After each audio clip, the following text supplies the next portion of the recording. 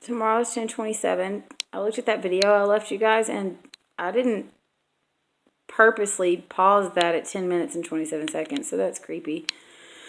I was invited to go out of town with my parents and brother this weekend, and I was so excited, and then I woke up this morning after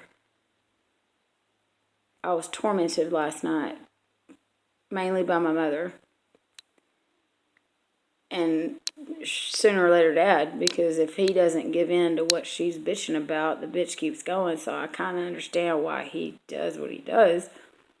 What a fucking cool man. Anyways, so Mom comes to Bixmouth this morning, and even though I was a little sick, she still kept on.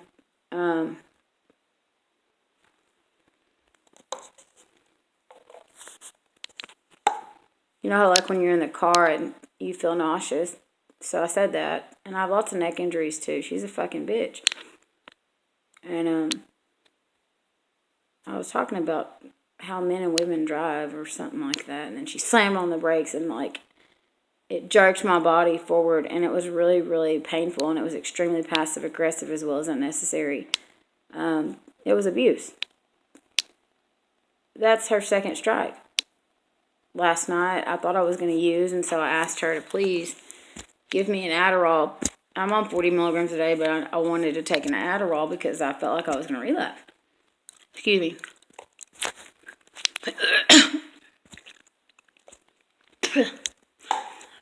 Gross. Sorry, I'm sick.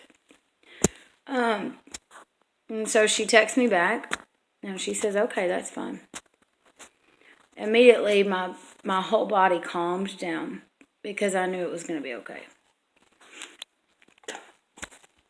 What I didn't know was that she was going to try to pull a fast one on me. Lucifer comes through her like, I can't even tell you how strong. God's a lot stronger, though, and a lot faster. And I told her that.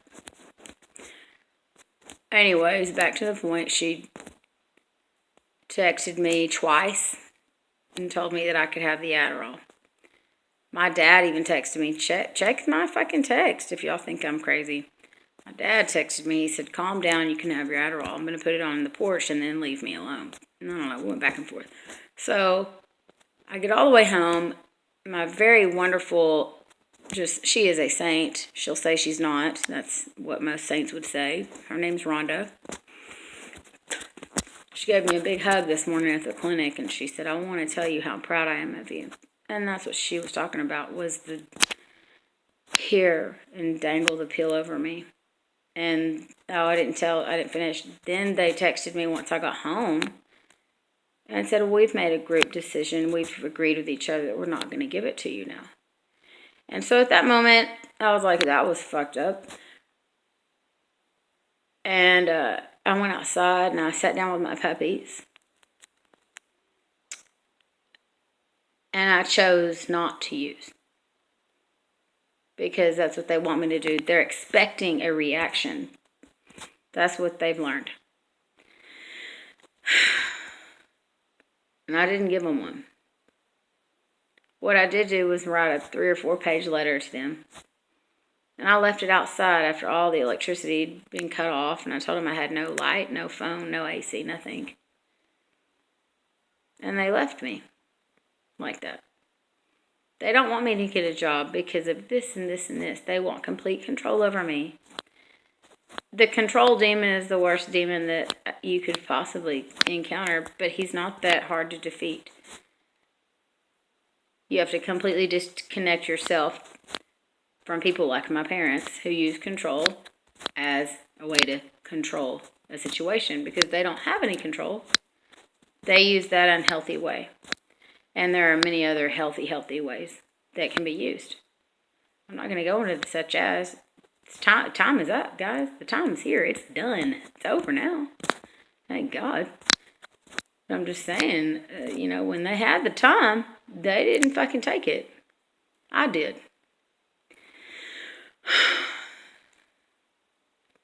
I wrote them a 2 or 3 page letter explaining what people they would need to have investigated if they found my body dead. That's probably why I was gonna relapse, is because I can feel stuff coming. And it's coming. It's not gonna be good. But it's not gonna be bad. Not for me, it's not. It's not gonna be bad for me because I'm in line with God. I'm okay with God today. I'm at peace with myself as well as at peace with the Lord. When I was abandoned by my family for drug abuse, what I would do would be get in my Bible. I would study. I would connect with God. I would do anything in the world to learn what was wrong with me, what was caused, why did I use drugs when I was younger. And it was because I never felt like I was good enough for my family. And I mean, I was fucking perfect. Excuse my French, but I was perfect. If my kid came to me with half of the stuff that I did right, I'd give them an A+ right now. Because they're children. That's fine. And if they're not delivering, what you ask of them, you old generational stupid motherfuckers, maybe it's because they can't. And because they can't, they feel less than. They never feel like they add up to anything. And through my spiritual journey, I finally, I had to get validation from a lot of other people. I had to get validation from strangers, from friends, from neighbors, like my neighbor Laura Melton, people like that. And the things that they said validated all of my verdicts and statements and videos. Watching this camera is like literally watching a countdown. I left him a letter. If you find me dead, blah, blah, blah. Have these people investigated. If they cared about my fucking death, you guys, in other words, they wouldn't have been giving me such high doses of methadone. Who would do that? My parents. That's who. So, with having said that, I will say this. That is one thing I do respect about my ex-husband, Charlie Garcia. He saw their act from 1,000 miles away because he is one of them. They're snakes. My daddy is such a beautiful man. He could have done so much better, and he didn't want to because he loved her. He messed up, so whatever it is. Get over it, bitch. You shouldn't have been acting like that towards him, and he probably wouldn't have done what he did. We all mess up. It's called forgiveness. Look that up in the Bible, Mother. In the book of Judges. You're so fucked. If you think you're not, you're wrong. And I haven't been telling you that because I don't like you or don't love you. I've been telling you that because I love you. I'm fixing to go back up there. And you're not. Not yet. No, ma'am. Not yet. And to think that I put my children in your hands. And you had the audacity to say, Georgia's so sick. The only thing she wanted was that baby. Talking about Jacob. The same thing that you wanted, Mama. My babies. All the things you've done to me, you thought it was going to kill me, but it didn't. It made me stronger. I was in the car a while ago and I just couldn't. I wasn't going to react on anger, and she thought I was. She even went the extra mile to slam her brakes. Ugh. And it really hurt my spinal cord. It was very painful. And she laughed. You're wicked, Mama. The way you treat Granny is so fucking foul. I don't know how you're going to make it right with God or get into heaven. I don't know. I don't think that there's a way unless you come to terms with reality. I was trying to not react. I wasn't going to react, but I was trying to comfort myself because that bitch is not going to take my joy. She can't. You know why? My name means Father's joy. My Father's joy. You can't take what is His. You can try to and feel like a stupid bitch at the end. I'm not doing this to embarrass you, Mother. I'm doing this to wake you up. Fuck this world. Heaven is amazing. Don't you want to go? Because we're going to go.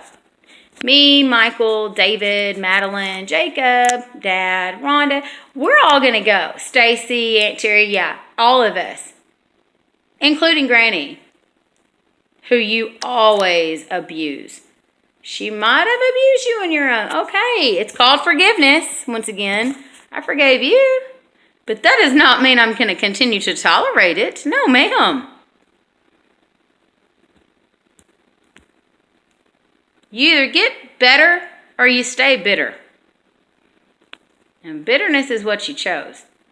And I don't want to hear how hard you had it because I have had the roughest, most, demonically plagued life out of all the men I've dated. And they were all black magicians and then warlocks and stuff. So you would think that their life would be worse than mine. Wrong. Wrong. Mine was. It's time for me to give my life and my time to the Lord. My work here is done. Especially when you tell me things like, there's no reason for you to fight, Gil. You'll never get your kids back. And then I see that it is in legal document form. It's in legal format that no matter what I do, you still have the control button to my breath. What makes me breathe? My children. And you took that away from me. You justified it because I was a drug addict. But the whole time you did that, you were giving me drugs. A long time ago, I remember before I even had kids, it was right after, well, no, I had kids. It was right after Mary died and Josh had left in 2011. Precisely, that's exactly what happened. I was using meth, IV, and I remember that my mom had one of my bottles of Adderall. I remember texting her and saying, Mother, please leave that Adderall on my porch because if you don't, I'm going to stick a needle in my arm and I don't want to. On purpose, she would not put that pill out. Now, had I not said anything at all, she would have put it there. Look how clear and beautiful my face is. I'm healing fast, whether you like it or not. And what I mean by that is I'm turning back into an angel. I used to be one. And I begged him to come back down here for you, for Daddy. Now my babies are in trouble. I should have listened, but that's not where we're at right now. We're here.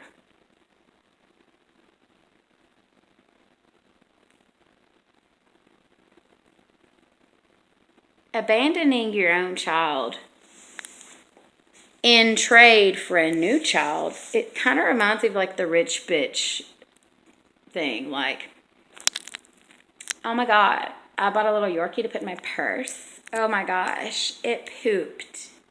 Ew, I'm just going to buy something else and like give the dog away. I don't care if it dies. Get it away from me.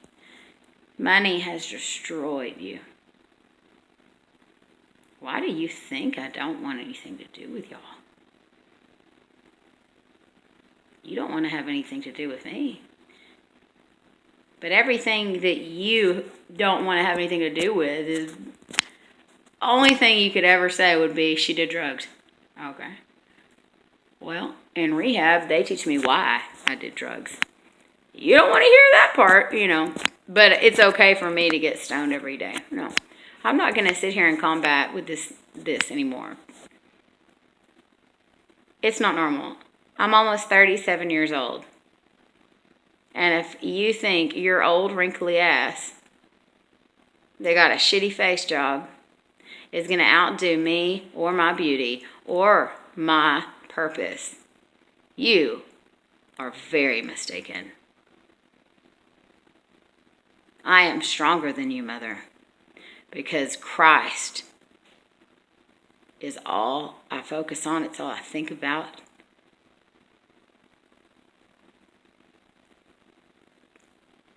I love myself today because I was willing to go to any length that it took to get there. So now I'm free again. There's not going to be a next time. It's over. This world is done. There is a big new spiritual dimension, I don't like how they call it new. It's not good. But it's coming. And I know that he's going to get the best of his best out and up in heaven before that happens. And you bet your ass, one of those is me. I forgive you, Mother. I forgive you, Dad. I thought about being like you today and just not reacting to her abuse. And then I thought, no, fuck that. I'm not going to ever let anybody take a bat and just continue to hit me. You hit me once, it's on. You hit me twice, I'm going to stand back and let God fight you then. You have many demons on you, Mother.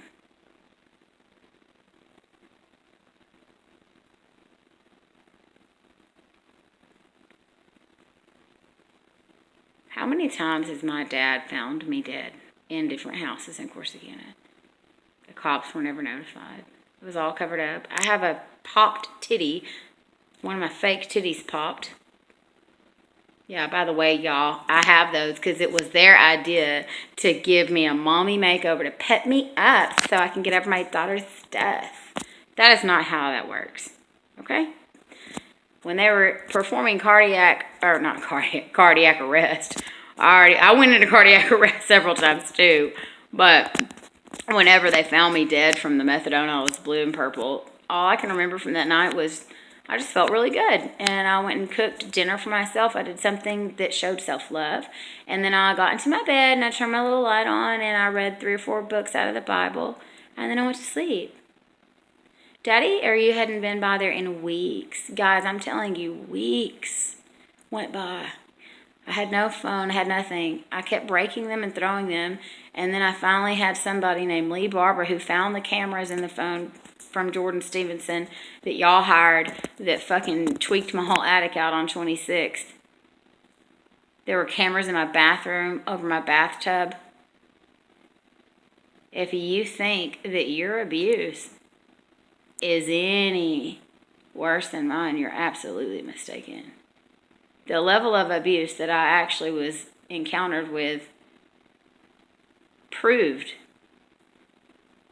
that God was using me in this next 18 years of my life when he put me back down on earth after I was in heaven to make a very fucking big point to you guys.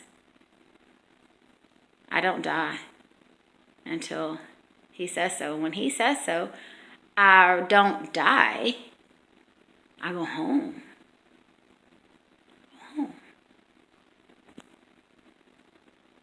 If you'd been there, you'd understand.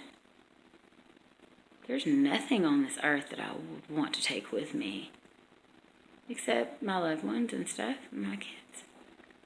But if I had to choose one thing, it would just be my dogs and my kids. Maybe I should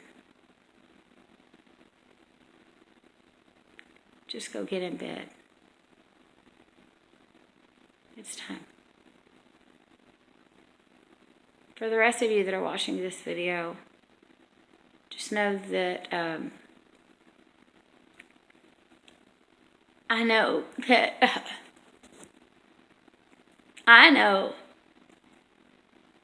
y'all know and that y'all's cameras pick up on everything.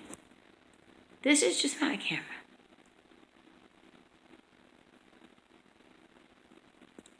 And I thank you. I seriously, truly mean that. Daddy, I'm ready to come home now.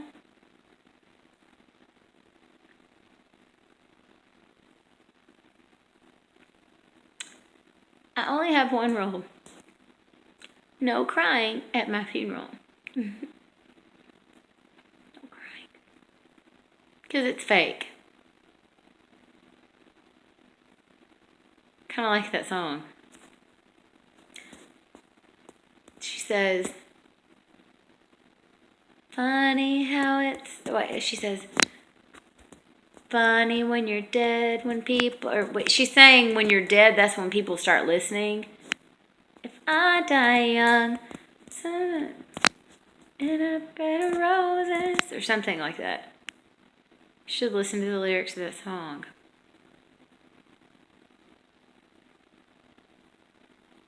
The reason Daddy has given up is exactly word for word what he told me the other day at the clinic. I gave him a birthday card with a picture of me when I was in school when I was really, really little. I was very, very little. I had on one of the dresses you had sewed for me.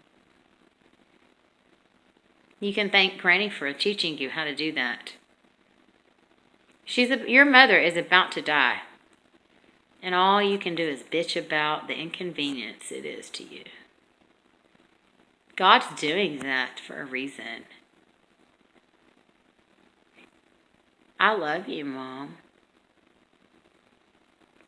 You should go play your piano that I got Daddy to get you. It'll help you.